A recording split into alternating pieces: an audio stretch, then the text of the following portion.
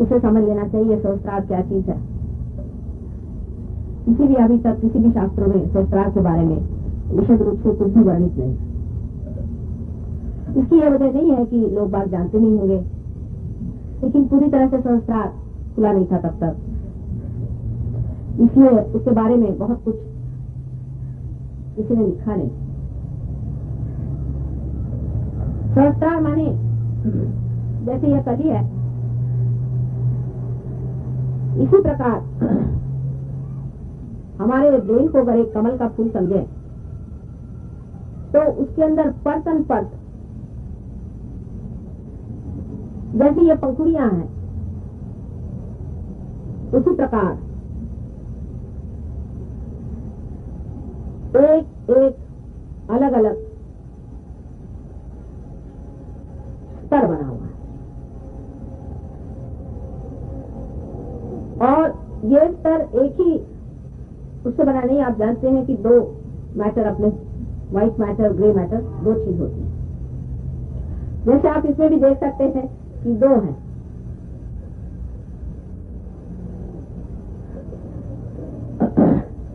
इसके अलावा अगर इसके बीचों बीच आप देखें खुलने पर तो आपको दिखाई देगा कि बीच में गाभा है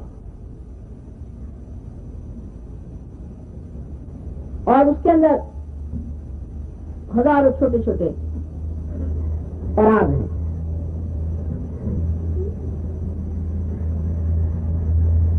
इसी प्रकार हमारा जो ब्रेन है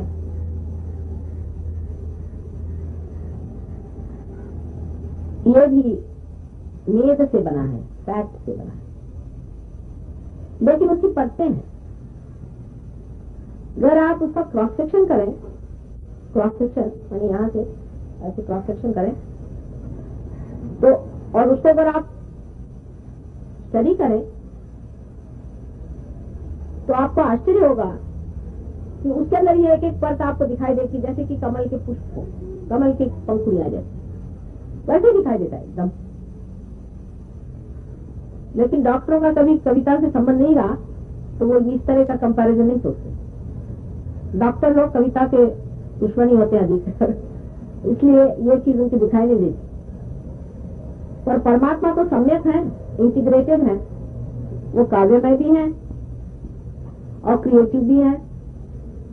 तो उन्होंने ब्रेन भी बड़ा सुंदर कमल के जैसा बना, और उसके जो दल हैं जिसे मैंने स्तर कहे, ये दल जिसे पंखुड़ियों को दल कहते हैं, वो 1000 दल है, सहस्त्रार। और उन हर एक दल के अंदर मध्य में शक्ति का सूत्र है।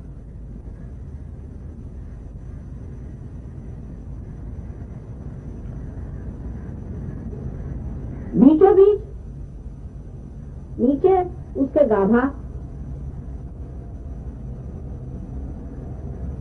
और गाभा में पराग है।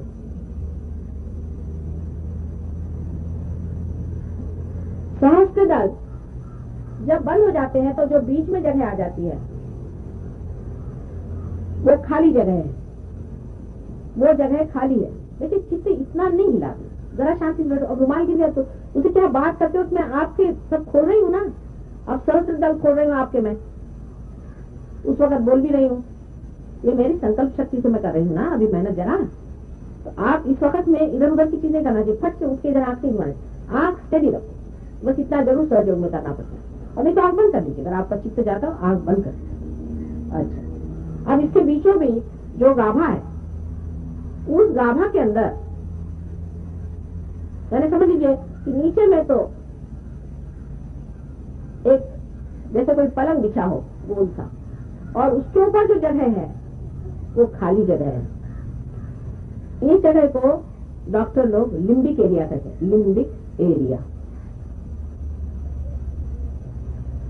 इस जगह जो पराग है वो हमारे शरीर में जो 1000 चक्र हैं, मैंने तो आपको 7 चक्र बताया, 7 चक्र जागने से ही पार आदमी हो जाता है। उसमें से भी 9 चक्र तो वैसे भी, चंद्र सूर्य 2 और मिला लीजिए तो वैसे भी 9 चक्र। लेकिन 1000 चक्र आपके शरीर में है, वो भी जागरूक नहीं हुए, हो जाएंगे धीरे धीरे, कोई ऐसी घबराने की बात नहीं। तो ये सारे 1000 जो चक्र हैं वो इस गाभा में जो कि बेड है उस पर रखे हुए, और उसके ऊपर ही लिम्बिक एरिया, उसमें से जो मेन 7 चक्र हैं, इसको क्या आप जानते हैं, मेन 7 चक्र आपके अंदर में है, उनकी सीट्स वहां पर है। वैसे ही जितने भी 1000 चक्र हैं उनकी भी सीट्स वहां पे, कुल मिला के 1000 चक्र हैं।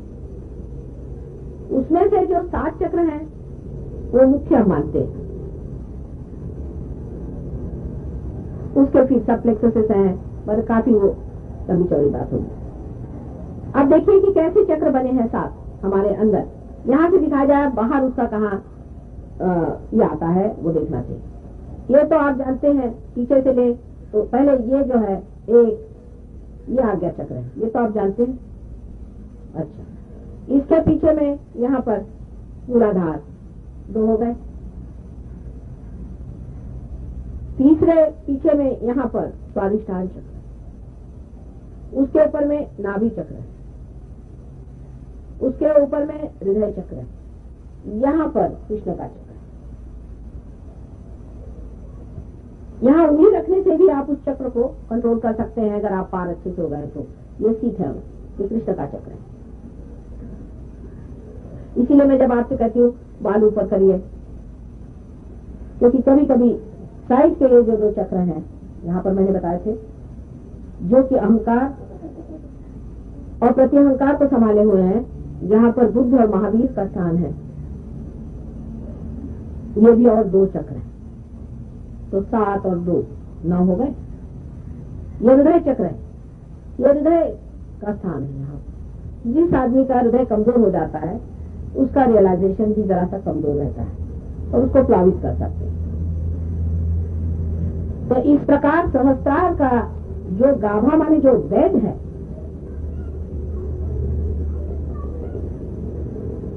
तो उस बेड के अंदर ये 1000 चक्रों की सीट है, और वो 1000 चक्र जो हैं वो हमारे इन 1000 परतों को भी गाइड करते हैं। और जो बाह्य में जो बड़े बड़े चक्र हैं वो रियलाइजेशन के बाद जागरूक हो जाते हैं, कम से कम। अब संस्कार रियलाइजेशन से पहले कैसा दिखता है? जैसे कि एक कली दिखाई देती है, सारी परतें ढकी रहती हैं और उसके अंदर कोई प्रकाश नहीं, नजर नहीं आता, प्रकाशित नहीं। लेकिन जब कुंडलिनी नीचे से ऊपर चलती है आप लोगों की, तो ये जो सीट है ये जागरूक हो जाते हैं, ये 7 सीट कम से कम, क्योंकि कुंडलिनी 7 में से तो गुजरती है।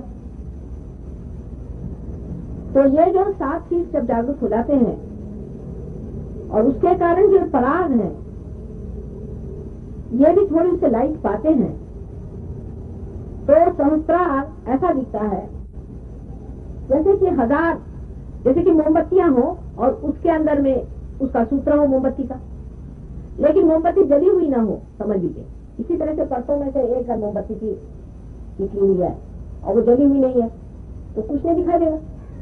ऐसा दिखाई देता है मानो जैसे कि यहाँ से एक लपट यहाँ जली हुई है और सिर्फ ये लपटे ही दिखाई देती, पर बड़ी शांत लपटे।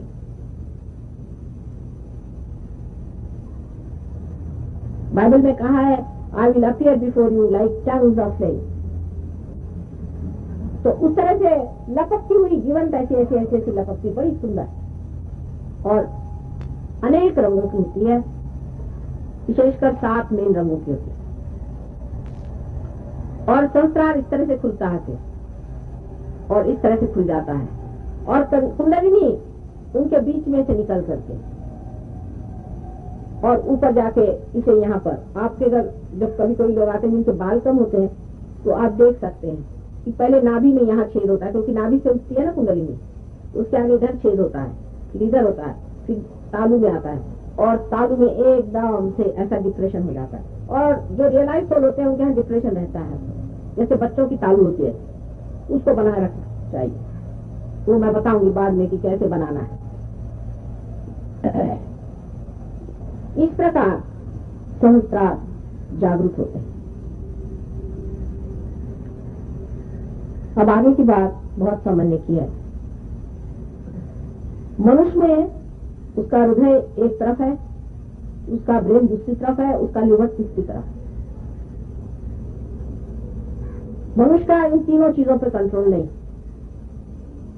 वो अपने हिसाब से चलते हैं। अब मनुष्य का हृदय चाहेगा कि ये चीज खा ले,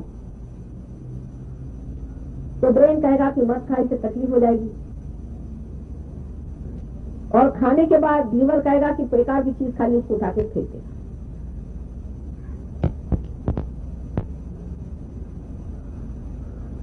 भावना से हम लोग कोई चीज पसंद करेंगे, जिसे हम अपना ले, ये बड़ी अच्छी लगती है। तो पाश्चिमात्य देशों में तो यही एक क्राइटेरिया है, यही एक तरीका है जानने का, प्रमाण है। आई लाइक इट, फिर आप यू लाइक इट, तो फिर हो गया वो, उसके बाद आगे कोई सवाल नहीं होता। बट आई लाइक इट, हो गया काम खत्म। आए बड़ा भारी आए है वहां। उसकी वजह से मुश्किल यह है कि आई लाइक इट, तो जो उनके मन में आएगा वो करेंगे। पुट योर अटेंशन है यहाँ बच्चे। और जब वो आई शुरू हो गया तो उसमें ब्रेन जो है उसका ऑर्डर है, ये आई लाइक इट ईगो का ऑर्डर है, हृदय का नहीं हुआ। तो ये नहीं समझ में आता कि हम लोग जो हृदय से चीज चाहते हैं वो ठीक है, कि जो ब्रेन से चाहते हैं वो ठीक है, कि हम जो पेट में जिसे हमें तकलीफ होती है वो क्यों होती है। ये तीन चीज मनुष्य को समझ में नहीं आती है कि किस तरह से इसको समझा जाए कि यह चीज हमारे लिए वाकई ठीक है या गलत है। जैसे पहले कहा गया था कि सत्यम वदे प्रियम वदे, तो लोगों ने कहा भाई ये तो बड़ा मुश्किल था, सत्य बोलो तो वो प्रिय कर नहीं होने वाला, और प्रिय कर बोलो तो वो सत्य नहीं होने वाला। क्योंकि सत्य तो रैशनैलिटी से जाना जाएगा, प्रिय तो हृदय से जाना जाएगा, और लीवर है वो अपने हिसाब से चलते हैं, पता नहीं कब गड़बड़ कर बैठे।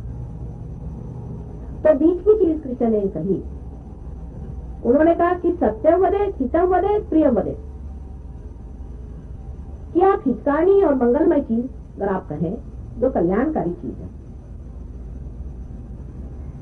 तो हालांकि वो अप्रिय थोड़ी देर होगी,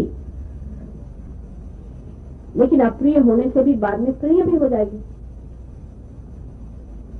और सत्य के लिए जो प्रश्न है कि सत्य फिर क्या होगा।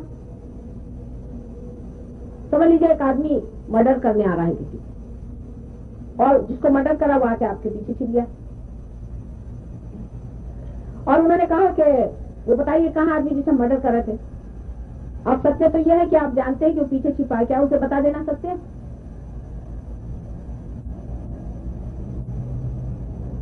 अगर यह सत्य है तो उसको आप मरवा डालिए, आप उसमें कारण हो जाएंगे कि वो आपने मरवा डाला उसे,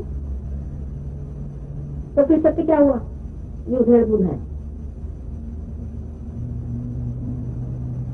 तो सत्य में रैशनैलिटी काम लाते हैं लोग कि अनधिकार चेष्टा है, ये हमसे पूछने वाला कौन होता है, हम इसे बताने वाले कौन होते हैं। सत्य की भाषा ये, परिभाषा ये है कि सत्य को धारण करने वाला भी होना चाहिए।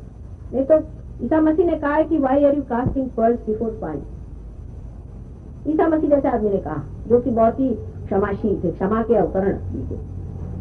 उन्होंने भी कहा कि इन बद दिमाग लोगों के सामने में अपने वचन, शुभ वचन सुनाने से फायदा। सत्य जो है वो भी बड़ा तौल के कहा जाता है, यही रैशनैलिटी का फायदा होता है। पर रैशनैलिटी में भी अगर विजडम नहीं हो तो वो भी बारीकी खत्म हो जाती है। जिसको विजडम होती है वो सत्य को कहता तो बहुत जोर से ही है, लेकिन वो तोलते रहता है, और वो सत्य इस तरह से कहता है कि वो कुछ घर कर जाए इंसान, नहीं तो बेकार ही। ऐसे सत्य को फेंकने से फायदा क्या। तो अब प्रश्न यह है कि इन तीनों का मेल बैठे तो बैठे कैसे। यानी हमारा मेंटल बीइंग जो है, हमारा इमोशनल बीइंग जो है, फिजिकल बीइंग जो है, और अंत में जो हमारा स्पिरिचुअल बीइंग है, ये चारों को हम किस तरह से सेटिस्फाई करें। क्योंकि हमारे अंदर समग्रता नहीं। समग्रता माने सबका जो अग्र होता है, माने अगर आप 10 सुइयां ले लें और उसके अगर 10 छेद हैं तो उसमें से बराबर जब सूत्र निकलता है तो समग्र होगा। तो इंटीग्रेशन हमारे अंदर नहीं है, हमारे अंदर ही हमारे बीइंग में इंटीग्रेशन नहीं है। हमारा एक हाथ ये चाहता है, दूसरा हाथ दूसरा चाहता है, आंख एक चीज चाहती है, बुद्धि दूसरी चीज चाहती है, अहंकार तीसरी चीज चाहती है, प्रति अहंकार चौथी। तो हम लोग जैसे कि एक बिंदु पर बहुत सारी फोर्सेस उसको खींचे तो वो कहीं जाएगी नहीं, उसका कोई प्रोग्रेस ही नहीं हो सकता और वो छिन्न भिन्न हो जाएगी। तो इसके लिए परमात्मा ने एक व्यवस्था बड़ी अच्छी करी है हमारे अंदर कि जब तक आपका रियलाइजेशन नहीं हुआ, आपका इंटीग्रेशन नहीं होता, तो तब तक क्या व्यवस्था होनी चाहिए। तो उन्होंने नीचे से चारों तरफ से तो खींच लिया और बीच में से एक टेकू लगा दिया, जैसे ये पेंडुलम लगा है। एक पॉइंट को खूब तरह से खींच करके बीच में से अगर आप टेकू लगा दीजिए तो किस तरह से एक पेंडोल बन जाता है या एक तंबू बन जाता है। ऐसे ही मनुष्य बन जाता है जब वो धर्म के सहारा लेकर खड़ा होता है। जब तक आप पार नहीं होते तब तक आप इस तंबू के जैसे बने रहें, न ज्यादा इधर दौड़े न ज्यादा उधर दौड़े, बीचों बीच स्थित होकर के रहें।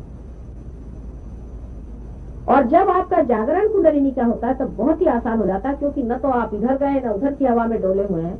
एकदम से छेद करके कुंडलिनी जब ऊपर चली जाती तो ये ऐसा पूरा की पूरा आकाश बहुत सुंदरता से खुल जाता है। तब आप पूरी तरह से इंटीग्रेट हो जाते हैं, क्योंकि आपके ये जितने भी चक्र मैंने बताए हैं, इसके अंदर से, इसके अग्र के अंदर से आपका सूत्र दौड़ता है। और जब ये सूत्र अंदर से दौड़ता है तो जो चित्त आपके पेट में है उस चित्त को अपने साथ अपने सर पे लेकर के दौड़ता है। अगर आपको किसी छेद में से कपड़ा घुसाना हो तो आप इस कपड़े के अंदर में सुई लगा करके या कोई चीज लगा के और इसको उसके अंदर से घुसा देते हैं। इसी वक्त आपका चित्त स्वयं ही उस कुंडलिनी पर बैठ करके और ऊपर आ जाता है और फिर जो सर्वव्यापी शक्ति है उससे एकाकार हो जाता है।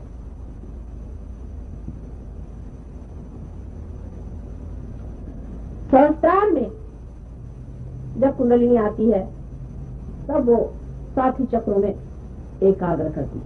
तो सहस्त्रार का गुरु मंत्र है एकाग्रता, समग्रता,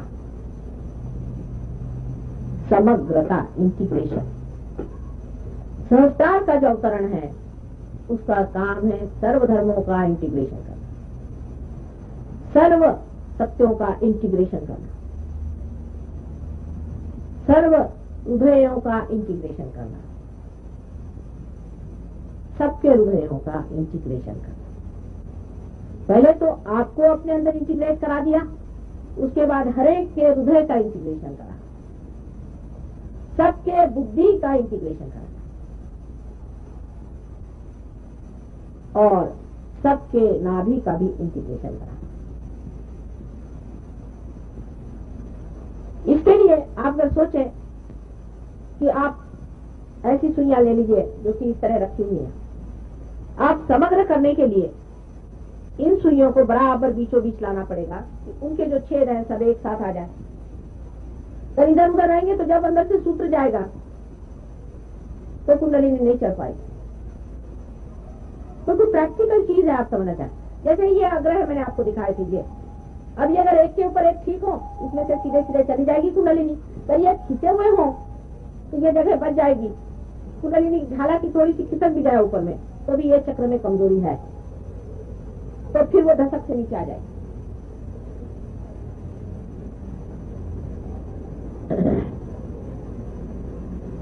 सहस्त्रार का जो काम है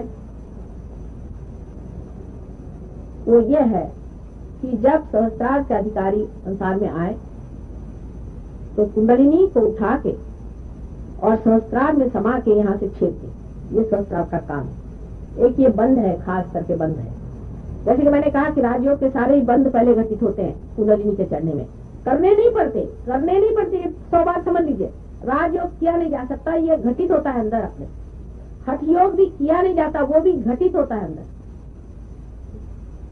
जब कोई गुरु भी कराते हैं तो वो घटित करते हैं, और अंत में जो महायोग है वो संस्कार से होता है, जहाँ की आपका मिलन का समय आ जाता है। तो सारी फोर्स जब आकर के यहाँ रुक गई तो संस्कार में पहले entry into the kingdom of haven होता है, यही है किंगडम ऑफ गॉड, यही है। इसमें जिस वक्त आपकी एंट्री होती है तो पहले निर्विचारिता आ जाती है, क्योंकि आप आज्ञा को लांघ जाते हैं, निर्विचार हो जाते हैं, जिससे अब आपका चित्त जो है विचार की ओर ज्यादा फैलता नहीं। पहले व्यवस्था ये करनी, धीरे धीरे जो भी चित्त जितना भी सकिंग कर सके कुंडलिनी ऊपर में सकिंग कर ली।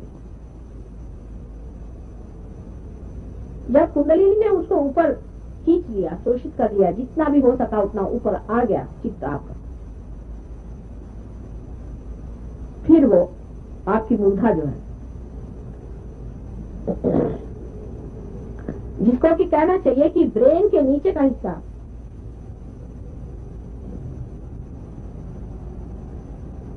उसको शांत करती है कुंडलिनी सबसे पहले। और उस मूर्धा से हमारी जो दोनों ये नाड़ियां हैं, जिनको कि ईड़ा और पिंगला कहते हैं, उसमें वो थोड़ी बरसती है कुंडली। सब में नहीं होता, बहुतों में होता है। उसकी वजह यह कि जिनकी ईड़ा या पिंगला नाड़ी नादुरुस्त हो या बहुत कार्यान्वित हो, मैंने सिंपैथेटिक जिनका बहुत चला है, तो उनके खींचे रहते हैं ऐसे ऐसे चीज। तो कुंडलिनी मूर्धा पे आकर के, मूर्धा नीचे की प्लेट है, आज्ञा में क्रॉस करने से पहले की बात, कुंडलिनी यहाँ पर झाड़ जाती है। तो आदमी को ऐसा लगता है जरा आंख थोड़ी बोझिल हो रही है, थोड़ा जरा रिलैक्सेशन सा लगता है कि जैसे जरा सी नींद सी आ रही है, ऐसा लगता है शुरू में। अगर किसी की बहुत ही ज्यादा बोझिल हो तो ज्यादा नींद सी लगेगी। फिर वो इधर छा जाती, छाने के बाद ये जो दोनों नाड़ियां हैं ये हल्की होने लग जाती, और हल्की होने का मतलब यह है कि इन नाड़ियों पे आने पर इनके जो अग्र है वो ठीक होने लग जाते हैं धीरे धीरे। फिर से जो कुंडलिनी का हिस्सा जो उतरता है नीचे में, वो फिर नाभि में आ जाता है और फिर ऊपर चढ़ता है। अब ये सारे बंद है, बहुत लंबी चौड़ी बातें, वो सब मैं नहीं बताऊंगी आपको। बहरहाल वो ऊपर चढ़ती, फिर ऊपर चढ़ने के बाद फिर से आज्ञा चक्र को अब लांघती है। असल में पहले तो आज्ञा चक्र को छूती है थोड़ा, जब आज्ञा चक्र को लांघती है तब डायलिटेशन ऑफ द प्यूपिल होता है। इसलिए मैं आपसे कहती हूँ आंख बंद कर। अब डॉक्टर का कहना है कि सिंपैथेटिक है पैरासिम्पैथेटिक, पता ही उनका अभी तक इस पर झगड़ा है। उनको ये नहीं पता है कि डायलिटेशन ऑफ प्यूपिल एग्जैक्टली सिंपैथेटिक है कि पैरासिम्पैथेटिक है, क्योंकि अभी उनका भी समझौता नहीं हो पा रहा इस सब चीजों पर। बहरहाल उनसे तो अब हम लोगों को कुछ कहना नहीं, लेकिन डायलिटेशन ऑफ द प्यूपिल होता है, आंख एकदम काली काली हो जाती है। अब ये फॉरेनर्स जिनकी नीली हरी आंखें होती हैं वो भी ऐसी काली काली दिखाई देती है, तो कहते हैं कि माँ हमारी आंख काली हो गई। मैंने कहा तुम मेरे बेटे हो तो मेरे जैसी तो आंख हुई थी तुम्हारी। तो जो प्यूपिल एकदम डायलेट कर जाती है, कभी कभी किसी किसी में इतनी डायलेट करती है उस वक्त एक क्षण भर के लिए, ऐसा लगता है जैसे कि सब अंधेरा हो गया एक क्षण के लिए, लेकिन अधिकतर दिखाई नहीं देता।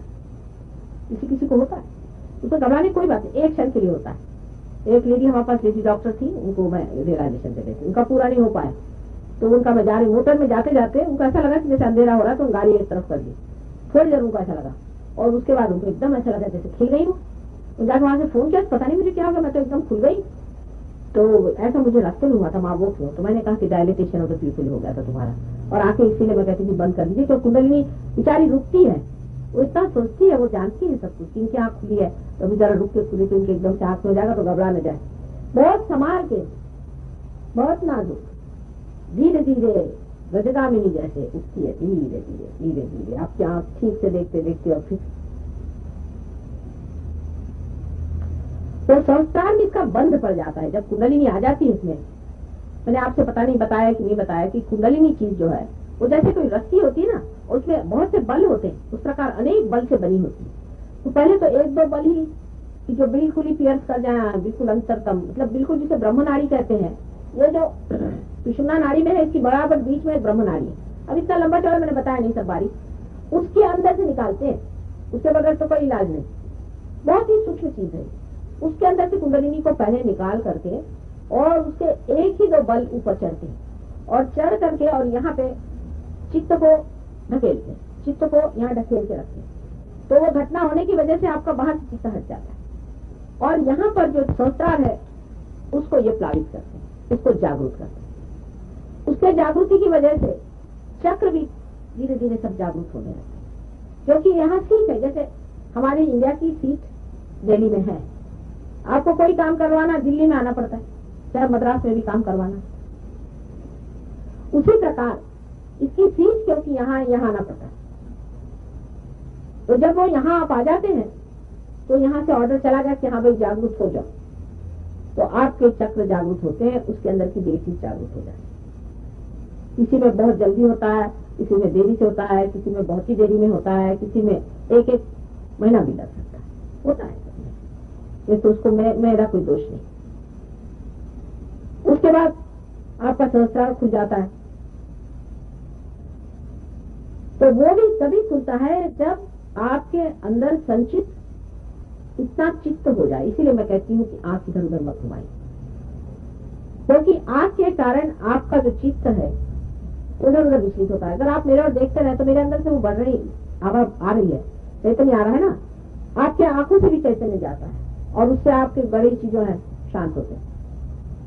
इसलिए मैं कहती हूँ कि आंख खुली रखिए, लेकिन बाद में आंख जब बंद भी करवा देती हूँ कि आप बंद करिए, तो मैं आपसे यही कहती हूँ कि चित्त को जरा सा स्थिर करें, क्योंकि चित्त जैसे ही यहाँ स्थिर हो जाएगा तो वो उसका ठीक से बैठना हो जाता है, जमना हो जाता है। उसके प्रेशर से, माने ये चीज जो है मैकेनिकल नहीं, ये चीज सब समझती है कुंडलिनी, ये ऑर्गेनाइज करती है, ये जागरूक करती है और ये आपको प्यार करती है। ये प्रेम की शक्ति, जैसे आपकी माँ की प्रेम की शक्ति होती है ना, उसके 1000 गुना ज्यादा या करोड़ गुना ज्यादा ये प्रेम की शक्ति आपके अंदर है। तो ये सब कुछ बहुत सूझबूझ समझ से सारा और आपको पुनर्जन्म देती है। पर संस्कार का हाथ इससे सबसे बड़ा इसमें यह है कि 7 चक्रों का समग्र इसमें जागृति होती है, संस्कार पे समग्र जागृति होती है। माने एक सात आदमी काम कर रहे हैं, अब 7 तरह के कर रहे हैं, कोई चीज बनेगी? आपको मकान बनाना है, समझ सीमेंट चाहिए, लकड़ी चाहिए, पत्थर चाहिए, उसके लिए और भी जो कुछ चीजें चाहिए। अब आप 7 चीजें अलग अलग रख दीजिए तो उसका कोई अर्थ नहीं है। उन 7 चीजों को मेल कराना, उनको कोऑर्डिनेट कराना, उनको ऑर्गेनाइज करना, और अंत में जब ऐसा पूरी तरह से स्थिति हो जाए, इतना चित्त जब वहां पहुंच जाए, उस वक्त सहस्त्रार को खोल देना, ये काम सहस्त्रार करता है। सहस्त्रार के देवता जो हैं वो निष्कलंक है, उनका नाम निष्कलंक है। उनको कल्कि भी लोग कहते हैं। कल्कि अवतरण भी आने वाला है। कल्कि अवतरण महाविष्णु का अवतरण है, मतलब विष्णु प्रिंसिपल पे ही है। विष्णु प्रिंसिपल माने इवोल्यूशनरी है, और इवोल्यूशन में 2 अंत होता है। इवोल्यूशन में हमेशा सृजन होता है और फिर संहार होता है। जैसे पहले हमारे बहुत बड़े बड़े एनिमल्स थे, मैमथ वगैरह आपने नाम सुने हैं, उनमें से हाथी भी था। तो हाथी का इवोल्यूशन हो गया, हाथी को बचा लिया गया, क्योंकि उसको पाया कि ये ठीक है, ना बहुत बड़ा है और ना बहुत बेकार है। उसको बचाया। आप गजेंद्र मोक्ष के बारे में पढ़े होंगे, विष्णु जी ने बताया, पता नहीं कितने लोग पढ़ते कि नहीं। वो जगह भी यहाँ गंडक के किनारे बड़ी सुंदर बनेगी, कभी आपका मौका लगे तो जाके देखिए, पास में है, बहुत सुंदर जगह है, जहाँ वाल्मीकि जी के पास सीता जी जाके रही थी। बहुत सुंदर जगह है, देखने लायक है। वाल्मीकि नगर नाम की जगह है बिहार में, वहाँ गजेंद्र मोक्ष हुआ था। वो गजेंद्र मोक्ष जो है वो उस चीज क्या दिलाता है जहाँ विष्णु जी ने इन बड़े बड़े जानवरों में से सिर्फ हाथी को बचाया और बाकी सब जानवरों को नष्ट करना पड़ा, क्योंकि वो जरूरत से ज्यादा बड़े हो गए। तो हमेशा आप देखते हैं कि पेड़ में भी जब पेड़ का फूल बन गया, फूल का जब फल बना तो उसमें से कुछ चीज झड़ गई, कुछ चीज का फल बना। कुछ चीज जरूर झड़ जाती है और कुछ चीज फलित हो जाती है। इसी प्रकार है सहयोग में अभी फल लगने की बात है। अभी फल लग गए, अब जो कुछ इसमें का वेस्ट है और यूजलेस है या जो कुछ भी हानिकारक है उस सबको तो निकाल देना पड़ेगा, झाड़ना पड़ेगा। जैसे गेहूं होता है, पहले गेहूं के बाल पकने तक तो उसको हम लोग ऐसे ही रखते हैं। जब उसके बाल पक गए, धूप में सब ठीक ठाक हो गया, पूरी तरह से अलग हो गए, तब आप जानते हैं कि उसको हम कैसे अलग कर देते हैं। जब हवा चलती है और भैया उसमें पकड़ते हैं और गेहूं अलग हो जाता है और उसके ऊपर का छिलका अलग हो जाता है। ये तो आप रोजमर्रा देखते हैं। तो वो जो घटना है, वो घटना घटित होगी जब कल की अवतरण होगा। उस वक्त वो आपको रियलाइजेशन नहीं देंगे, कोई आपको बात नहीं समझाएंगे। मेरे जैसे कोई नहीं काम करने वाले, वो उनके पास फुर्सत नहीं होने वाले। वो तो बस लेकर के एकादश रुद्र, जो मैंने कहा था 11 रुद्र अवतरण हुए हैं। रुद्र का मतलब होता है विध्वंसक शक्ति, शिव की। तो उनकी 11 विध्वंसक शक्तियां हैं, वो जागरूक करके वो संसार में आएंगे और वो नष्ट करेंगे जितनी भी व्यर्थ चीजें हैं, उनको उनकी जगह पे बिठा देंगे और जो विध्वंसक शक्तियां जितनी भी हैं उनको पूरी तरह से नष्ट कर, और इस तरह से संसार में राम राज्य स्थापित होगा, जिसे हम कहते हैं कि परमात्मा का साम्राज्य, दाई किंगडम कम। सब लोग रियलाइज सोल्स होंगे, वो सामूहिक चेतना से प्लावित होंगे, उसी से वो कार्यान्वित होंगे, उसी से वो काम करेंगे। तो अब इसकी आखिरी स्टेज आप लोगों के सामने इस वक्त में है। यह सिर्फ हमारी सामाजिक या राजकीय या हमारी काल की गति ठीक करने वाला नहीं है, लेकिन संपूर्ण विश्व का जो कुछ भी सृजन क्रिएशन हुआ है उसकी आखिरी यह अब समय आ गया है कि इस वक्त वो उस चीज को प्राप्त करे जिसकी ये सारा विश्व बनाया जाता है। जैसे घड़ा बनाया जाता है तो उसका जो कुछ भी व्यर्थ का है वो निकाल दिया जाता है, उसी प्रकार जो कुछ भी व्यर्थ का है, जो कुछ भी हानिकारक, विध्वंसक, जो भी परमात्मा के विरोध में, जो भी दुखदायी, सब कुछ नष्ट कर दिया जाए। इसलिए मैं एक माँ हूँ और माँ अपने बच्चे के लिए हमेशा ये सोचती है कि उसे कल्याण और मंगल मिले, और अगर वो इसको प्रदान करने वाली हुई तो चाहती कि जो कुछ मेरा पुण्य है, जो कुछ भी मेरे पास है, सब मेरे बच्चे ले लें, सब कुछ ले, लेकिन अपना पूरा पाले। माँ की शक्ति बच्चों में ही पनपती है, उसको अपनी शक्ति से कोई मतलब नहीं। उसको अपने बच्चों की शक्ति पे गर्व होता है और अपने बच्चों की शक्ति में ही वो समाई हुई होती है और उसका अस्तित्व ही नहीं होता। अगर आप लोग नहीं है तो हम नहीं है, आप लोग हैं तो हम हैं, ऐसी चीज नहीं तो हम बिल्कुल बुलबुला है। हमारा कोई भी अर्थ नहीं है, बस आए और ऐसे गायब हो जाएंगे, कुछ इसका अर्थ ही नहीं मानव देह का। आप हैं इसका अर्थ। जैसे एक माचिस की तीली होती है, उसका अर्थ यही होता है कि कितने दीप उसने जलाए, और उसका कोई अर्थ नहीं रहता। इसी प्रकार सहयोग का कार्य है, इसकी गहराई और इसकी महत्ता, इसकी प्रगाढ़ता और इसकी दैवी शक्ति देख करके आपको पता होना चाहिए कि जो आपने पाया है ये अमूल्य है। क्योंकि माँ से सहज में कोई चीज मिल जाती है, लोग इसका विचार नहीं करते। विशेषकर मेरे रहते हुए बहुत जोर से ये घटना होती है। अभी यही बैठी हुई यहाँ पर लोग, ये कह रही थी कि मुझे पहले दिन इतने जोर से मेरी कुंडली निकली हुई और पूरी रात में आनंद में हो गई, और ये हुआ फिर अभी पर आई है नीचे हुई। ये भी होता है। तो तुम कहोगे कि माँ ये तुमने क्या किया?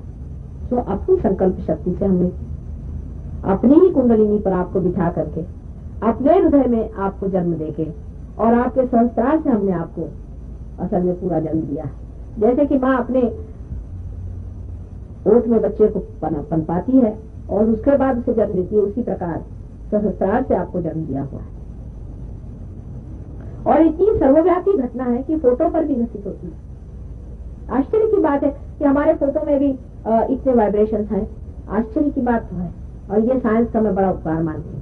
यहाँ तक कि इसमें से जो बोलती हूँ ये भी मेरे वाइब्रेशन पीछे चले जा रहे हैं। बहुत बार आपके चक्र पकड़ते तो इसमें मैं ऐसा लगा देती हूँ ना आज्ञा को, तो आपकी आज्ञा छूटती है। देखिए साइंस इसीलिए बनाया गया था कि सहयोग के लिए उपयोगी हो। अगर टीवी में आप हमें बिठा दें टीवी पर और लोग हमारे और हाथ करें तो न जाने कितने लोग पार हो जाए। और ऐसे दिन कब आएंगे पता नहीं कि टीवी वाले कहें कि अच्छा माँ बैठी हम आपसे वाइब्रेशन लें। बहुत मुश्किल काम है। वो तो कभी मेरे को बुलाते भी नहीं, और लोगों ने कोशिश की तो वो तो कहते कि अरे ऐसे बहुत चालू लोग आते रहते हैं। एक हमारी शिष्या है, वो बेचारी अभी आई थी इंग्लैंड, तो उनको टीवी वाले उनके पीछे पड़े थे, वो कुछ पेंटर वेंटर है, तो उन्होंने कहा कि यहाँ इतनी बड़ी शक्ति बैठी तो मेरे पीछे इतने कार को पड़े, उनके कुछ कराओ। उनका कौन है क्या पूछा, कहना अरे ऐसे यहाँ बहुत आ गए और चले गए, और सब दुष्टों के उन्होंने करवाए प्रोग्राम, लेकिन मेरा प्रोग्राम नहीं करवाते। तो सत्य के पीछे में एक ये भी बड़ा दोष होता है कि जब तक आदमी पॉजिटिविटी में बहुत सब नहीं आ जाते तब तक सत्य का प्रकाश भी नहीं आता, क्योंकि तो रिफ्लेक्शन है ना। अगर पत्थर हो तो उस पर सूरज पड़ के भी क्या करेगा, अगर हाँ आप में शीशा हो तो उसका प्रकाश आएगा बाहर। तो पहला काम मैंने ये कहा कि चलो सबसे पहले शीशे बनाना शुरू करो। अब आपके दिल्ली शहर में बहुत से लोग पार हो गए, बहुत बड़ी अच्छी बात है। शहर के अंदर इतने लोग तो बंबई में भी नहीं, मैं इतने थोड़े दिन में पार कर पाती थी। और इतने लोग पार होने पर भी आप देखिए मेरे चले जाने बाद क्या हालत होती। अब आप सब अपने अंदर भी संकल्प करें। हमारा संकल्प पूरा हुआ, आज आपको भी संकल्प करना है कि कुछ भी हो हम अपनी कुंडलिनी को ठीक रखेंगे। कुछ भी हमें छोड़ना पड़े, गुरुओं को छोड़ना पड़े, हमको कुछ माने का चीज छोड़नी पड़े, हम अपनी कुंडलिनी जागरूक रखेंगे और हम अपने को ठीक रखेंगे। इसके लिए सबसे बड़ी बात जो याद रखनी है, ये विराट का कार्य है। अब विराट का संस्कार खुल गया, माने अब ये सामूहिक कार्य है, इंडिविजुअल कार्य नहीं, ये सामूहिक कार्य। इसलिए आप घर में बैठ करके थोड़ा बहुत अपनी सफाई वफाई कर सकते हैं, पर जब तक आप सेंटर्स पे नहीं जाएंगे तब तक ये कार्य उतना गहरा नहीं होगा। हमारे यहाँ ऐसे ऐसे लोग आश्चर्यजनक हुए। कुछ लोग जब मैं आई तो इतने जोर से पान आज आए थे महाशय, सबने कहा कितने अच्छे हैं, कितने बढ़िया हैं ये। आज उनकी वाइब्रेशन खास नहीं। एक साहब थे यहाँ, बहुत पढ़े लिखे विद्वान थे, तो वो जरा मुझसे आर्ग्यू करते रहे, जरा थोड़ा धीरे धीरे उनकी गाड़ी चली, पर धीरे धीरे करते करते मैं देखती हूँ बहुत ऊंचे उड़ गए। बड़ा आश्चर्य। वो जो बहुत जोर से कूदे थे वो तो वहीं बैठे रह गए, और जो धीरे धीरे चले वो आगे चले गए। आपने वो कहानी पढ़ी ना खरगोश की, वैसा ही मामला है सहयोग में मैं देखती हूँ। इसलिए जिसने संकल्प से इसको पूरी तरह से अपनाया है वो बड़ा ही ऊंचा उठ जाता है। और सबसे बड़ी चीज है ये सामूहिक चीज, इसमें आपको दूसरों को देना पड़ेगा। अगर आप दूसरों को न दें तो कार्य नहीं होने वाला। धीरे धीरे दूसरों को देना चाहिए, देते देते आपको खुद समझ आएगा कि किस तरह से दिया जाता है। कोई दीप जला करके उसको कुर्सी के नीचे तो नहीं रखता है ना, ये दीप जल करके इनके दीपस्तंभ होने चाहिए, जिससे और जो लोग अपना रास्ता भूल रहे हैं वो ठीक रास्ते पर आकर किनारे पहुंचे। अब क्या करना चाहिए क्या नहीं करना चाहिए उसके बारे में भी थोड़ा सा मुझे बताना है। पहली तो चीज अपने बारे में पहले ये पता लगाना चाहिए कि हमें कैसी कैसी आदतें लगी हुई हैं। सीधा हिसाब है, क्योंकि अपने को देखने की पहली बात, पहले तो अपने को देखना है फिर दूसरों को देखेंगे ना।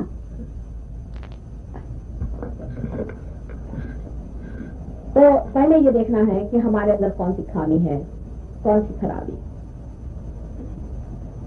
तो आप देखेंगे कि अजीब अजीब सी आपको आदतें लगी हुई हैं, उनकी कोई जरूरत नहीं। तो पहले जैसे सहयोग में किया है ऐसे ही अपने आदतों के बारे में करना है कि हमें फोटो पे कहना माँ मेरी आदत जरा छुड़ा दो, तो सीधा हिसाब।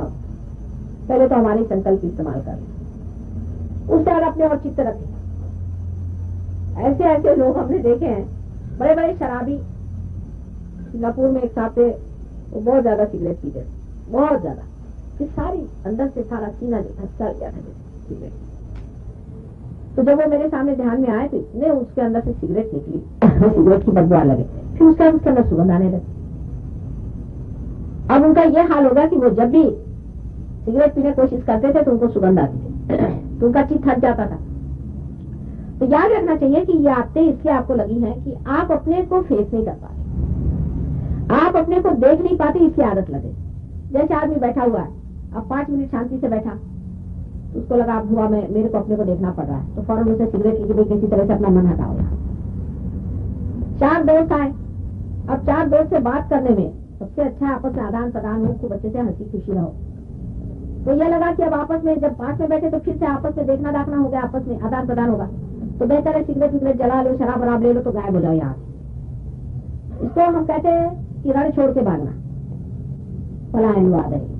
सिर्फ ये पलायन की वजह से आदमी में आदतें लगती, सारी आदतें पलायन की वजह से, क्योंकि आदमी अपने को इतना शक्तिशाली नहीं समझता और वो ये जानता नहीं है कि किस तरह से अपना मजा उठाए। तो जिस वक्त भी ऐसी इच्छा हो तो अपने पर हंसना शुरू कर दी, वाह साहब क्या कहने, अब आपको सिगरेट याद आ गया, और ये सिगरेट तो छोड़ी माँ हमने तुम्हारे नाम पे। इस तरह से कोई सी भी बात करके दिल को जरा बहला ले। अब ये दिल जो है, जो मन है आपका, ये घोड़ा है, और घोड़ा आप पे चढ़ जाता है, आपको घोड़े पे बैठना है। सहज योग के बाद आप मन को ऐसा काबू में ला सकते, वैसा कभी भी नहीं ला सकते। पहले अगर आप कोशिश करते तो आप में बहुत विकृतियां आ जाती, अगर आप मन को दबाइए तो न जाने आपका क्या होता। अब आप मन से कहिए कि ठीक रास्ते चलिए जनाब, क्योंकि आप माहिर हो गए, आप घोड़े को आप जानते हैं कैसे चलाना। जब घोड़े को पता होता है कि नहीं ये तो सीख गए विद्या, सीधे सीधे चलते, और ये घोड़ा ही वहां ले जाके पहुंचा देता है। इसलिए इस घोड़े को न तो गिराना चाहिए न सताना चाहिए, उनसे कहना कि जनाब आप चलिए, अब जहां हमें जाना है आप जानते हैं। अब अपनी और एक प्रयत्न होकर देखना शुरू करना चाहिए कि अब ये मिस्टर एक्स जो भी है, समझ लीजिए ये निर्मला जो है, देखिए अब इनको ये शौक चला रहे हैं। जिसने अपने ऊपर हंसना और अपने को देखना शुरू कर दिया वो सहयोग में बड़ा होता है, उसको हंसी आ गई अपने ऊपर, इतना मुझमें ये ईगो का घोड़ा कहाँ से आ गया, इसको कैसे निकालूं मैं, ये खटमल मुझे कैसे काट रहा है। इस तरह से वो अपने को हटा लेता, क्योंकि अंदर प्रकाश हो गया। अंदर प्रकाश होते ही साथ आपको अपने चक्र दिखाई देने लग जाते हैं, माने आंख से नहीं दिखते हैं पर हाथ से दिखाई देने लगते हैं। अब आपको ये नहीं दुख लगता, आप कहते मेरा आज्ञा चक्र खराब है, सब लोग कहते हैं आज्ञा चक्र पागल लोगों का भी खराब होता है, लेकिन कभी आदमी को बुरा नहीं लगता कहने मेरा आज्ञा चक्र खराब, क्योंकि उसका दुखने लगता है आज्ञा। माँ मेरा आज्ञा खराब ठीक कर दो तो, या आप ही खुद अपना रगड़ लेंगे खराब हुआ तो। यानी अब आपकी अवेयरनेस, आपकी चेतना ही कुछ ऐसी हो जाती है कि आपको जो गंदगी है बर्दाश्त नहीं होगी। देखिए क्या कमाल है सहयोग, पर उसके साथ रहे तो, जैसे कि अब रास्ते से एक जानवर चल रहा है, वो थोड़ी देर का इधर गंदगी है कि बदबू है कि वो अपना चलता है ना, उसको खूबसूरती दिखाई देती। आपको आजकल फूल इतने खिले, आप देखते चल जाए, हाँ क्या फूल खिले, जानवर को क्या फूल घास पत्ती सब एक जैसे, उसको कोई फर्क नहीं पड़ने वाला। आप में ये चेतना जैसे है सौंदर्य की, वैसे रियलाइजेशन के बाद आपको अपने भी सौंदर्य का पूर्ण विचार आ जाता है, और जो कुछ दुनिया का सुंदर है वो अपने आप आपको बुरा लगता है। मैंने आपके चक्र पकड़ते, आप कहते हो पकड़ लिया, आपके दोस्तें बदल जाएंगे, आपके मित्र बदल जाएंगे, आपकी प्रायोरिटीज बदल जाएंगी, आप उलाद है, आप में चेंज आ जाता है। पर सहजों के साथ रहे आप, उसकी धारा में बने, उसमें बुरा न माने। एक लड़की थी अमेरिका में, वो बिजनेस वाली थी, अब उसको सारा पता था कि इंपोर्ट क्या होता है, एक्सपोर्ट क्या होता है, इसमें से कितना आता है, कहाँ जाता है, एक एक पैसा, बड़ी कंजूस मक्खी चूस। उसने मुझे लिखा कि माँ जब से मैं पार हो गई मुझे कुछ भी नहीं याद रहता, सब भूल गई, मुझे याद ही नहीं रहता कितना आया क्या आया, लेकिन मेरा बिजनेस तो बहुत बढ़ गया और मुझे याद ही नहीं रहता, सब अपना चल रहा। तो आप साक्षी हो जाते, आप देखते रहते, ये आया वो गया, ये आया वो, आप देख रहे हैं वहां भी क्या चल रहा मजा, आप साक्षी होकर के देखने चले। अब कोई प्रश्न आपके सामने आया, आप साक्षी रूप होकर के देखे। अच्छा ये बताइए कि साक्षी रूप हुए बगैर किसी भी चीज का सोल्यूशन भी क्या है? समझ लीजिए आप पानी में डूब रहे हैं, तो आप डूब ही जाएंगे, आप बचेंगे कैसे? लेकिन जब आप पानी में से निकल करके पानी की ओर देखना चाहें तो आप बच सकते। सहयोग में आप पानी से निकल के बोट में आ गए, लेकिन अब आप और उस पानी में उतरना चाहेंगे तो उतरिए, क्योंकि स्वतंत्रता सहयोग का प्रसाद है, पूर्ण स्वतंत्र आप है। इतने आप स्वतंत्र हो जाते हैं कि आपकी आस्ते आपसे छूट जाती है। आपको जिस जिस चीज में गुलाम किया है सब चीज आपको छूट जाएगी। लेकिन आप उसमें फंसना चाहें तो चले जाइए, उसकी भी स्वतंत्रता आपको, और बड़े जोरों में आप जाते थे। इतना आदमी ऊंचा उठता उठते जोर से नीचे गिरती था। इसे समझ के रहना। इस मामले में किसी से भी डरने की बात है। सहयोग भी किसी को बहुत ज्यादा भूमिकार से बताने की आपको एकदम से जरूरत नहीं। अगर आपने देखा कि ये आदमी इस तरह का चल रहा है, धीरे धीरे आप उसको बना सकते हैं, अपनी वो जो चीज है उसको आप पनपा सकते हैं। लेकिन जरा सूझबूझ से काम ले, लोगों से बात करें कि हाँ।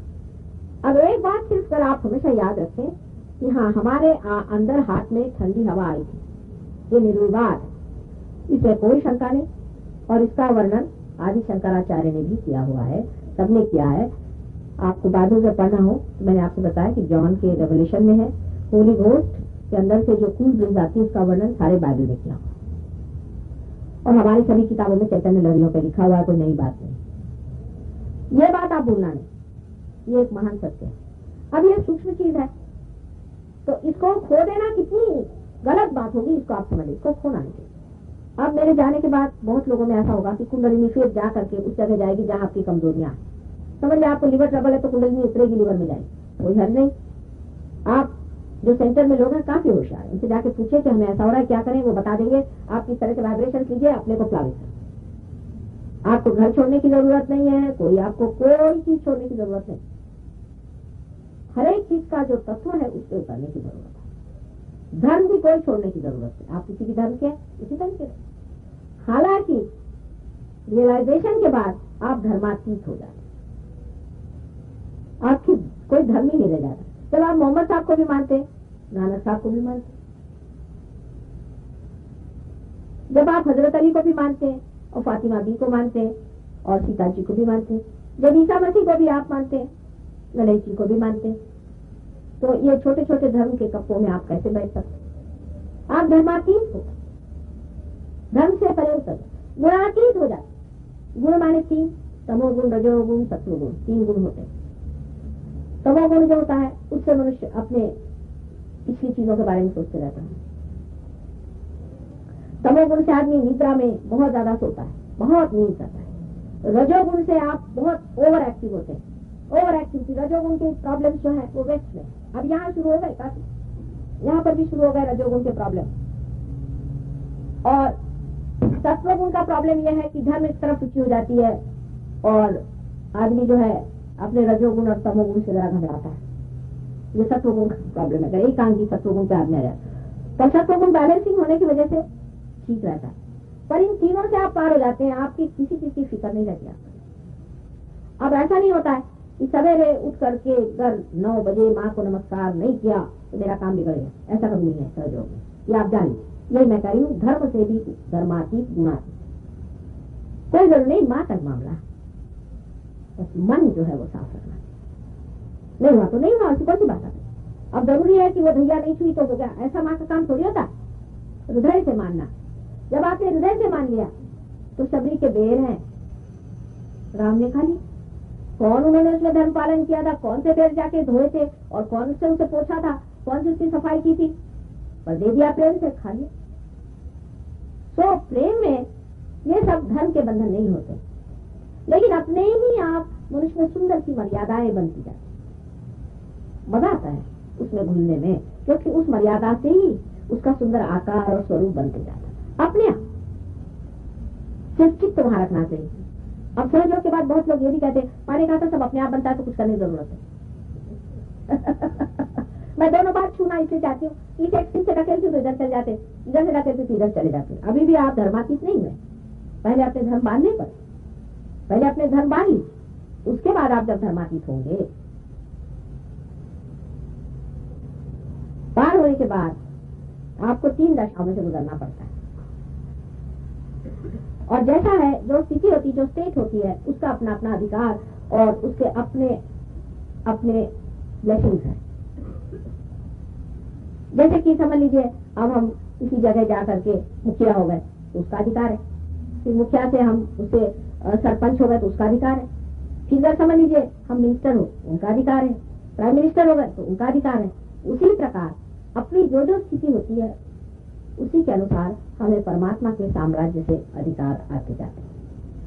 तो पहला तो आपको अधिकार बिल्कुल है, सीधा मिल गया है, यानी निर्विचार आप हो सकते हैं।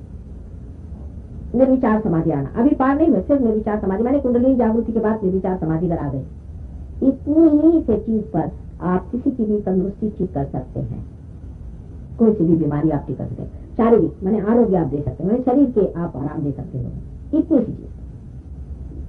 बहुत से लोग जो कहते हैं कि हम ठीक कर देते हैं छूने उने से, इसी प्रकार होते हैं, पार नहीं होते। और जो फेक फीलर्स होते हैं उसमें दो तरह के लोग होते हैं, एक तो होते हैं भूत वाले, भूत को तो छोड़िए और भूत से ठीक करते हैं, और एक होते हैं जिनकी की कुंडलिनी आज्ञा को लांग गई होती है और वो लोग भी हाथ वाथ लगा के ठीक करते हैं।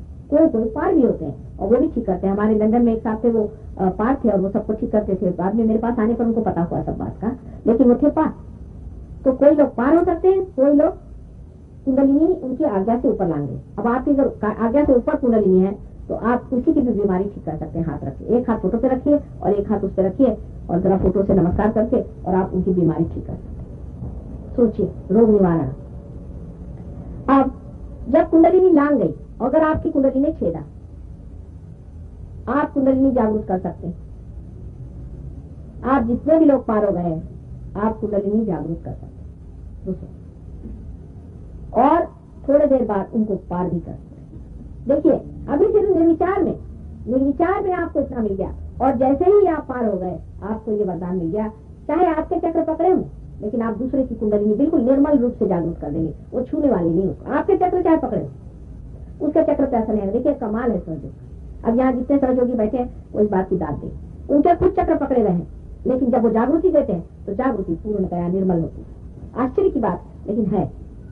इससे और क्या ज्यादा चाहिए? आपके हाथ से कुंडलिनी जागृत होगी, आपके हाथ से कुंडलिनी चढ़ेगी। हमारे पैर पे तो आपने देखा ही होगा कि कुंडलिनी का स्पंदन तक आप अच्छे से देख सकते हैं, लेकिन आप भी जब कुंडलिनी चढ़ाएंगे तो आप उसे देख सकेंगे। आपको पता चलेगा कि यहाँ तक ठंडा आया, यहाँ तक ठंडा आया, यहाँ तक ठंडा आया। चक्रों को अगर आप सीख लें कि उसको किस तरह से बांधना चाहिए, किस तरह से उसको ऊपर उठाना चाहिए, अगर इसकी आप कला सीख लें, जो विद्या है, यही विद्या। विद्या का मतलब यह है कि कुंडलिनी का चढ़ाना और पार कराना और उसके लिए अधिकारी होना। अधिकार होने के बाद अब आप अधिकारी हो गए, आप किसी की भी कुंडलिनी चढ़ाइए, बैठे बिठाए। दूसरा इसका अधिकार माने सामूहिक चेतना में आप आ गए। अब इसके अधिकार में आपसे क्या वर्णन करूं, कितने अनंत अधिकार आपने प्राप्त किए। क्या आपको समझ लीजिए जानना है किसी के बारे में, सारे दूरदर्शी यंत्र वगैरह सब अब चालू हो जाते हैं। हमारे यहाँ एक साहब है अंग्रेज, उनके पिताजी बहुत बीमार थे, तो वो कहा कि माँ बहुत दिनों से मुझे चिट्ठियां नहीं, क्या करूं। मैंने कहा उसमें क्या, तुम जरा से करके देखो। देखा तो इस जगह में पकड़ा है। अब ये जो है ये पिता का स्थान है, ये माता का स्थान है, ये चक्र पकड़ा पिता का। इसका मतलब यह है कि गले में ब्रोंकाइटिस कुछ न कुछ बड़ी सीरियस चीज हो गई। उन्होंने लगे फोन किया तो उनकी अम्मा आई, फोन पे पूछा कि क्या बात है, पिता कैसे, कल उनको बहुत सीरियस ब्रोंकाइटिस है। इन्होंने यूं अपना हाथ घुमाना शुरू किया। अब देख लीजिए, ये भी आपको शक्ति है। इस तरह से उसको सफाई करनी शुरू कर दी और अपने को आराम पाया। वहाँ पिताजी भी ठीक। आप विश्वास नहीं करेंगे, ये है शक्ति आपके अंदर, ये आ गई। आप अपने समझते क्या है? अरे आप लोग पार हो गए, संत हो गए, बहुत महानुभाव लोग हैं, लेकिन आप जानते नहीं कि उस सहयोग में सबसे बड़ी चीज नम्रता आ जाती है। ये लोग कोई पार भी नहीं हुए हैं, इनको कुछ मालूम भी नहीं है, बिल्कुल बेकार लोग अपने बड़े बड़े मठ बना के बैठे, अजीब बंदर लोग हैं। और आप लोग पार होके, आपसे रियलाइजेशन होकर के भी कुछ बोलते ही नहीं, कुछ करते नहीं। मेरी समझ में नहीं आता कि आदमी को किसने कहा था इतना नम्र होने के लिए। तो कोई शर्म भी आती कहने के लिए कि मैं रियलाइज हो लूं। बहुत से तो ये भी लोग हैं, वो ये भी नहीं बताना चाहते कि मैं रियलाइज हो रहे हैं। आप हैं, डंके की चोट पर है। क्या आप अपनी पूर्व संपदा से पाए हुए हैं? ये आपके साथ होने का था इसलिए हो गया, इसके आपको इसमें कोई अहंकार थोड़ी चलता है। जो आप हैं वो कहना चाहिए कि हाँ हमारी रियलाइजेशन हो चुका, माता जी ने दिया, गए थे वहां हो गया। मेरा ही नाम बदनाम करो अगर सुकुन करना है तो। इतनी शर्म आती तो कहना हाँ माँ ने किया, चलो मुझे कोई हर्ज नहीं, पर आप रियलाइज है तो रियलाइज है, और बहुत बड़ी चीज है। देखो इनिशिएशन नहीं है, आप रियलाइज हो। आप इसका इस्तेमाल करके देखें, हजारों चीजें इसमें होती हैं, क्योंकि आप उसमें पढ़ें आपको पता होगा कि कितनी गहन चीजें इसमें वर्कआउट होती है। सामूहिक चेतना में आप किसी आदमी की जागृति दें, आपको पता चल जाएगा कि इनके चक्र कौन से पकड़े। आप सिर्फ उन पे हाथ घुमाइए ठीक से, जैसे आगा पीछा में फर्क होता है, जरा सेंटर पे जाके बारीकी ठीक है, वो ठीक होगा। कैंसर की बीमारी हमने ठीक किया है, हमारे शिष्यों ने कितनों को ठीक किया, वे कोई झूठ बात नहीं है। आपको कभी भी कोई भी फिजिकल ट्रबल नहीं होने वाली सहयोग के बाद। अगर कुछ होगी तो उसको कैसे करेक्ट कर लेना, इतना बस सीख लीजिए। आप अपने आप को ठीक कर सकते हैं, दूसरों को भी ठीक कर सकते हैं।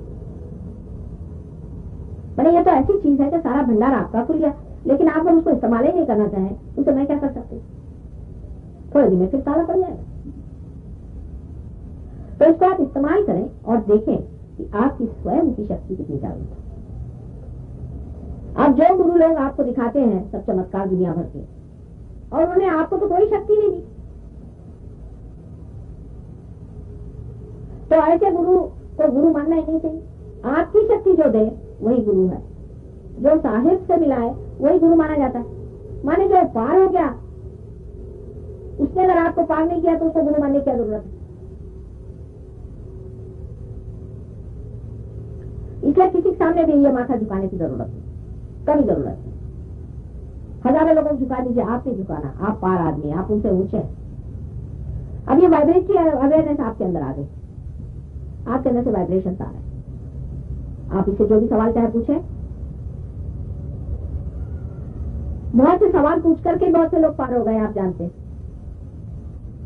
ये वाइब्रेटरी अवेयरनेस है, या आपका कंप्यूटर शुरू हो गया।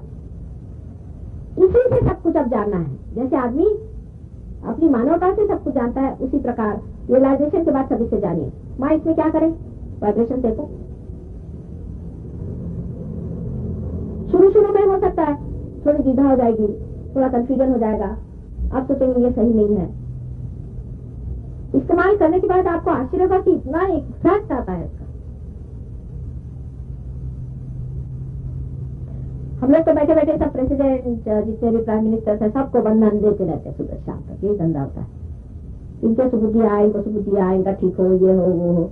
एक दिन निक्सन साहब को वाइब्रेशन दे रहे थे, तो सोचा इनका कल्याण होने वाला है।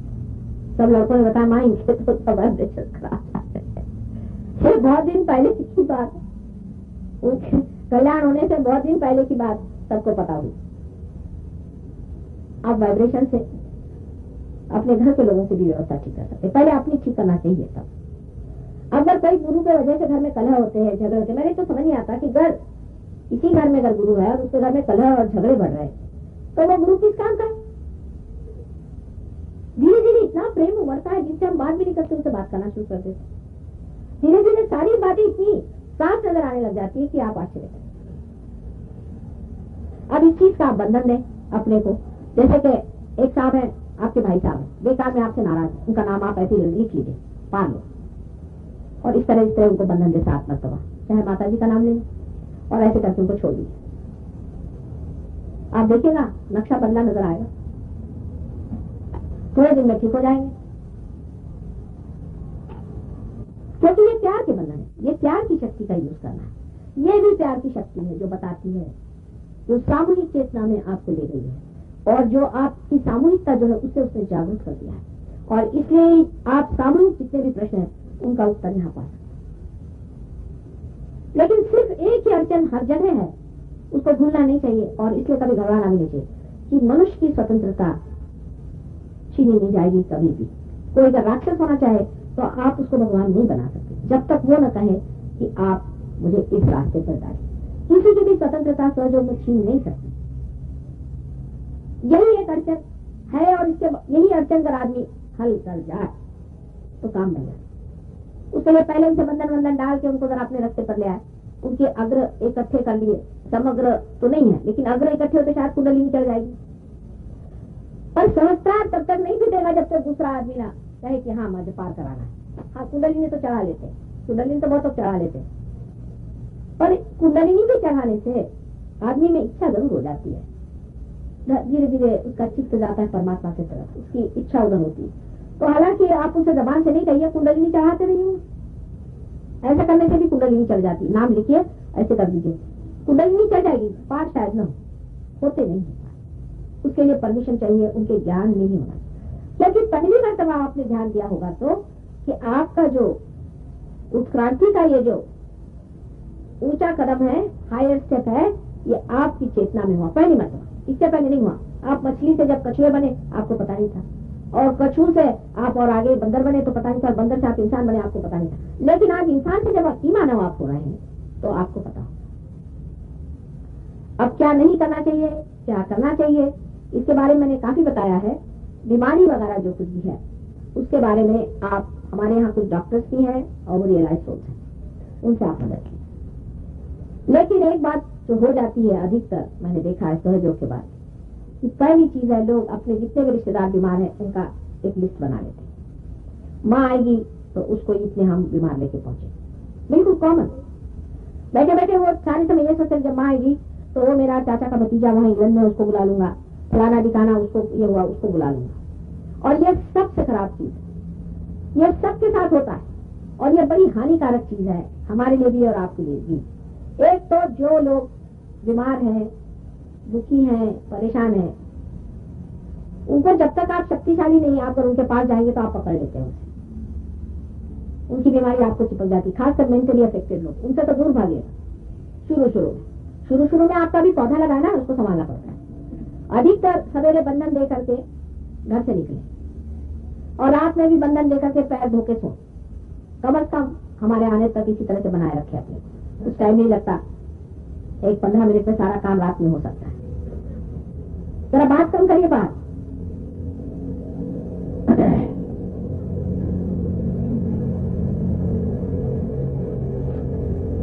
और शुरू में आप इकट्ठे मत करिए सारी दुनिया के पागलों को और बीमारों को, मेहरबानी से। मैं कोई बीमारी ठीक नहीं करने आई, मैं रियलाइजेशन देने आई हूँ, सबको रियलाइजेशन है। पहले आप लोग रियलाइज हो जाइए तो बीमारी ऐसी भाग जाएंगी। और जो लोग परमात्मा को नहीं खोज रहे उनको ठीक करके मुझे क्या करने का, उनका अचार डालने का। आप ही बताइए, मेरी तरफ से आप सोचिए कि जो जीव जलने ही वाले हैं उनको ठीक ठाक करने से अच्छा है कि फिर से जंक में डाल दो, फिर से बना के ले आओ, फिर से ठीक कर लो। इस तरह से आदमी सोचेगा कि नहीं? हाँ, अगर कोई परमात्मा को खोज रहा है तो चाहे वो 90 साल का भी हो जाए, चाहे 100 साल का भी हो जाए और जर्जर भी हो, तो भी उसके लिए हम प्रार्थना नहीं करेंगे। इसमें बहुत फर्क है। परमात्मा को खोजने वाले लोग आप इकट्ठे करें, कौन परमात्मा को खोज रहा है उसको इकट्ठे करें। अब मैं अगले वक्त ये ना देखूं कि आप अपने साथ 25 बीमार लेके पहुंचे हर एक आदमी, उसमें से एक भी आदमी आपको बताती हूँ टिकने नहीं वाला। अभी आप देखिए शुरू में कितने बीमार आते थे, सब ठीक हो गए, यहाँ तक उन्होंने रिपोर्ट ला के दिखा दिया। अब कौन आ रहा है? न कोई आएंगे। हमने हजारों को ठीक किया है और हमारे शिष्यों ने हजारों को ठीक किया, किसी को परवाह नहीं। हमको पहले रियलाइज लोग चाहिए, बहुत से लोग रियलाइज होने चाहिए, उनको करिए। साबत लोग तो होंगे दुनिया में, ऐसा भी क्या। और ये शरीर से ठीक होने से भी इनका क्या फायदा है, क्योंकि ऐसे तो बहुत से पहलवान लोग हैं। परमात्मा को क्या है, ये अगर नहीं ठीक होते तो इनका दूसरा घड़ा बना लेंगे। लेकिन जो बने हुए घड़े और जो कि पानी के लिए तृप्त है उसमें जरूर पानी भर दिया जाए। इसलिए ऐसे लोगों को इकट्ठे करें जो परमात्मा को खोज रहे, पूरे मन से परमात्मा की ओर है। फिर वो अगर किसी गोरू को चिपके है तो उनको बिल्कुल मेरे पास आके चिपकाइए नहीं, ये तो झगड़ा करते मेरे साथ। अगर वो किसी गुरु को सोचते उन्होंने उनको परम दिया तो मुझे कम से कम उनसे बख्शेगा ना, आप उन्हीं के पास जाइए। साहब आपके गुरु बहुत भले आदमी, आप उन्हीं को चिपकिए, माफ करिए, माँ को सताना मत, मेहरबानी। वो लोग ऐसे लोग बहुत मुझे परेशान करते हैं। मैं आपसे इतनी विनती करती हूँ कि जो लोग गुरु को चिपके उनको चिपके रहने दो। जब वो गुरु के 2-4 हाथ पड़ेंगे उनसे, जब उनके दांत खट्टे होंगे तो आ जाएंगे, अपने को गुरुओं के पास जाने का नहीं। अभी वह पूना गई थी, बहुत ने कहा कि माँ वहां पे हम जाके काम करने का कोई जरूरत है, उनको रहने दो, बड़े कठिन हो जाते हैं और जितना गुरु के चक्कर में घूमे होता है और प्रॉब्लम हो जाती है। अपने आप जो आ जाए तो आने दीजिए। हाँ, लेकिन आपको कोई अगर ऐसा आदमी मालूम हो, ऐसे आदमी जरूरी नहीं कि कोई बड़ा भगवान का नाम लेते, भले आदमी, भला आदमी होता है, कोई भी भला आदमी जैसे कहते हैं लोग, कहते बड़ा भला है, भोला है, इसको सब ठगते हैं, जिसको सब ठगते हैं वही ठीक है। जो सबको ठगता है उसको ठगने दीजिए, वो ऐसा ठगा जाएगा इसको पता चलेगा, उसकी ठगी उसको खा जाएगी। इसलिए जो भला आदमी हो, भोला आदमी हो, सीधा साधा हो, बहुत ज्यादा बोस्टफुल नहीं हो, बहुत ज्यादा अपनी बुद्धि के चमक से लोगों के दिमाग नहीं खराब करता हो, ऐसे सीधे साधे सरल लोग खोजे। सबके पहचान में ऐसे लोग हैं जो भले हो, जिनमें भलमानसियत है, दुनिया के साथ अच्छाई करता है, हमेशा दूसरों की अच्छाई सोचता है, भलाई सोचता है, और जिसको कोई चीज की समझ नहीं है, ऐसे सीधे साधे लोग आप इकट्ठे करके लाइएगा। और मरीजों को इकट्ठे मत करिएगा, मरीजों से मैं तंग आ गई। अब ऐसा होता है किसी की कोई बीमारी नहीं भी ठीक होती, वो जान को लग जाते हैं, साहब मेरा ये गया ही नहीं, अब नहीं गया तो मैं क्या करूं, अब वो निकाल के भी मुझे कौन सा लाभ होने वाला है। पॉइंट तो ये आता, और पीछे पड़े रहेंगे और सबसे पहले आके वही बैठेंगे, सबसे पहले जो है सबसे ज्यादा पकड़े हुए लोग आके बैठे। अब प्रॉब्लम ये है कि इनको कैसे ठीक करो, और जान खा जाएंगे कि नहीं ठीक करिए, आपको करना ही पड़ेगा। आपको ये कोई कैसे करे, आपकी भी तो कुछ पूरा संपदा चाहिए, आपका भी कोई बैंक अकाउंट चाहिए ना। अब आपका बैंक अकाउंट नहीं तो मैं क्या करूं, थोड़ा सा तो चाहिए। हमें ओवरड्राफ्ट भी आदमी बैंक दे दे पर कितना देगा उसका भी कोई अर्थ होता है ना। इसलिए ऐसे लोगों को इकट्ठा मत करें। भले आदमी है जो बहुत अति नहीं करते किसी चीज की, बीचों बीच चलते हैं, धर्म में रहते हैं, सर्वसाधारण है, सर्वसामान्य है, ऐसे लोग ढूंढे। बहुत बड़े बड़े आदमी बहुत कठिन हो जाते हैं। और जैसे फिर ये कि घर के नौकर हैं, नौकरानियां हैं, ठीक है, कोई कोई नौकर, हमारे जो बम्बई में ड्राइवर साहब थे, हम तुमको राजा साहब कहते हैं। अब वो ठीक है राजा साहब है, कोई नौकर भी कभी कभी राजा साहब होते हैं, और सब नहीं होते, क्योंकि वो नौकर है इसलिए मेरे पैर पे लाकर उनके मत झुकाई, क्योंकि हमारे नौकर है इसलिए हम लाए, ऐसा नहीं करिए। अभी एक देवी जी लाए थे, मेरा पैर सारा उन्होंने खा लिया, सारा जला दिया पैर, और फिर बुरा मान जाते हैं कुछ और। इंटरेस्ट रखिए हमेशा सहयोगियों में। सहयोगी कैसे हैं, उनको कोई तकलीफ तो नहीं है, वो तो परेशान नहीं, उसमें तो नहीं रहता, फालतू के लोगों पर इंटरेस्ट नहीं रखना। जो सहयोगी हैं उन पर, और जो परमात्मा को खोज रहे हैं, जो सारे सरल लोग हैं, इनको पहले एक करना। जब ये ठीक ठाक हो जाएंगे तो फिर कठिन अक्षर हम लोग ठीक कर सकेंगे। नहीं तो ऐसे लोग लाते हैं कि जिनके 4 सिंह निकले हुए हैं, यदि तो समझ नहीं आता कि इनसे बचूं तो कैसे बचूं, कभी इधर से दौड़ते कभी उधर से दौड़ते, कोई बात ही नहीं सुनते लोग। तो सर्वसाधारण सादे लोगों को ले आए। अब वो हमारे बाप हैं या वो हमारी माँ है, ये कोई क्राइटेरिया नहीं। इसका क्राइटेरिया ये है कि जो परमात्मा का खोज रहा है वही मेरा भाई, वही मेरी बहन, वही मेरी माँ। ईसा मसीह ने एक बार कहा था, who are my brothers and who are my sisters. बड़ा भारी सेंटेंस है। Who are my brothers and who are my sisters. The सहयोगी आर हिज ब्रदर्स एंड सहयोगी are his sisters. He is their eldest brother. Ganesha is your eldest brother. And those who are related to you by these लौकिक relationships, यानी जो लौकिक relationships है, ये जो लौकिक ही है, इसके पीछे में पागल नहीं होने की जरूरत। हाँ, धीरे धीरे आपको आश्चर्य होगा कि वो भी इसमें आ जाएंगे, आपका व्यवहार देख करके, आपका विचार देख करके, आपके तौर तरीके देख करके धीरे धीरे सब आ जाए। लेकिन तो कुछ एनर्जी वेस्ट करने की जरूरत है। जब धीरे धीरे आ जाएंगे, आ जाएंगे। मेरापन कम करना चाहिए, ये हमारे हिंदुस्तानी में जरूरत से ज्यादा है और विलायत में बिल्कुल नहीं। मेरा लड़का, मेरी लड़की, मेरा ये इधर कम कर। पर ये क्योंकि फैमिली में ही सहयोग पनपने वाला है, अत्यावश्यक है कि फैमिली का एटमॉस्फेयर ठीक होना चाहिए और धीरे धीरे अपनी फैमिली में भी इसको बढ़ाना चाहिए। किसी भी तरह से फैमिली वालों को दुखी करने की जरूरत नहीं है, धीरे धीरे सब चीज ठीक हो जाएगी। ये तो आपके हैंडलिंग पे है और आपकी क्या सत्ता आपके घर पे है उस पर है। इस तरह से सबको प्रेम में ला करके और प्रेम, आपके प्रेम को सिद्ध करके आप उनको सहयोग में लाए, और सहयोग खुद ही स्वयं सिद्ध है, उसको सिद्ध करने की जरूरत नहीं।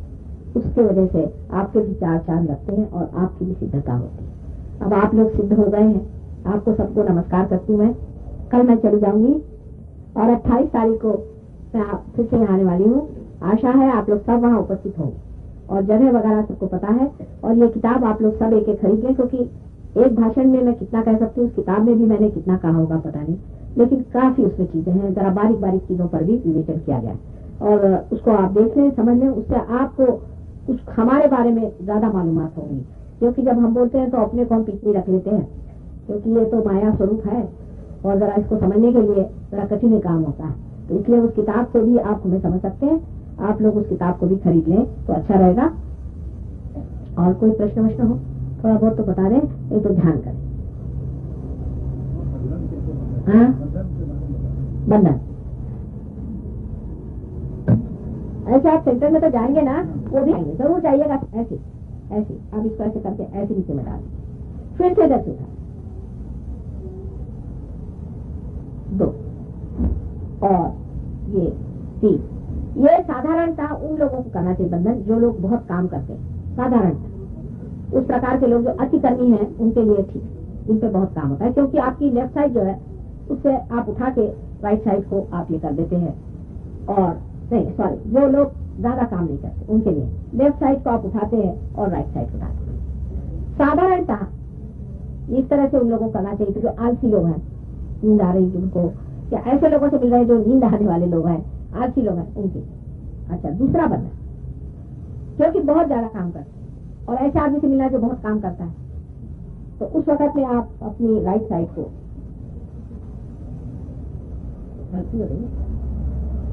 कंफ्यूजन हो रहा है, सुनिए, राइट साइड को मैंने जो पहला कहा वही चीज है, लेफ्ट साइड को उठाना चाहिए और राइट साइड को दबाना चाहिए जब आदमी बहुत ज्यादा काम करता है। राइट साइड को उठाना चाहिए और लेफ्ट साइड को दबाना चाहिए जब आदमी बहुत कम काम करता है। दो चीज हो गई।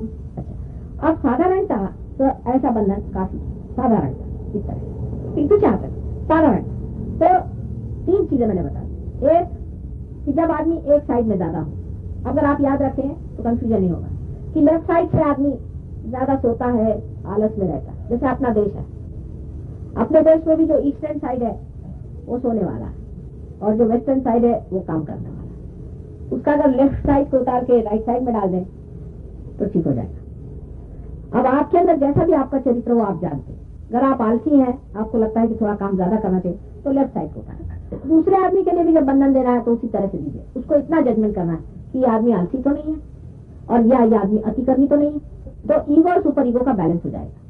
अगर आप में ऐसा कोई दोष नहीं है, आप साधारण सर्वसाधारण है, ना तो ज्यादा काम करते हैं ना तो ज्यादा सोते हैं, तो आप साधा ऐसा ही बंधन ले लिया करें। और वैसे भी किसी से बात करने से पहले आप बंधन ऐसा ले लिया करें कि आपके माँ का आंचल है, इस तरह से बंधन ले लिया काम करें। और चित्त से भी आप दे सकते हैं, चित्त से भी आप अपने को बंधन दे सकते हैं। और बंधन सिर्फ क्या है, एक कवच है आपके ऊपर, ये कवच है, ये कवच है, इससे आपका प्रोटेक्शन रहता है।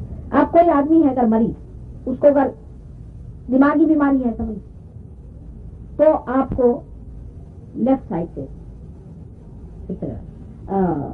राइट साइड से लेफ्ट साइड को डालना पड़ेगा। किसी को दिमागी जमा खर्च हो, तो कोई आदमी बहुत ज्यादा दिमाग उसका खराब हो, पागल हो, इसका मतलब उसकी लेफ्ट साइड खराब हो गई,